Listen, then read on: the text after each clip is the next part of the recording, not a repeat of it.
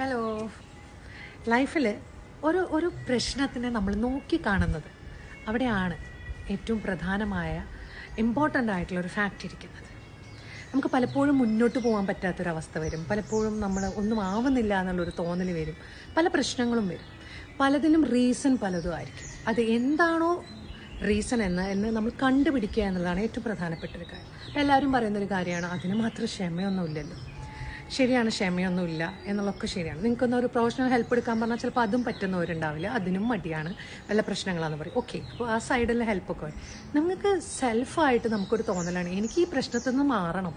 ഇതിങ്ങനെ പറഞ്ഞുകൊണ്ടിരുന്ന കാര്യമില്ലല്ലോ, എനിക്ക് പ്രശ്നമുണ്ട്. ഈ പ്രശ്നത്തിൽ നിന്ന് മാറണം എന്നുണ്ടെങ്കിൽ നമ്മൾ തന്നെ ആദ്യം തന്നെ തീരുമാനം എടുക്കണം. നമ്മളൊന്ന് അനലൈസ് ചെയ്യുക, എന്താണ് നമ്മളുടെ ശരിക്കുമുള്ള പ്രോബ്ലം, എന്താണ് നമ്മളെ ബുദ്ധിമുട്ടിക്കുന്നത്. ഇത് ഫൈൻഡ് ഔട്ട് ചെയ്യാൻ പറ്റുക എന്ന് പറഞ്ഞു കഴിഞ്ഞാൽ എല്ലാവർക്കും പറ്റും. സെൽഫായിട്ട് നമ്മളെ അനലൈസ് ചെയ്യുമ്പോൾ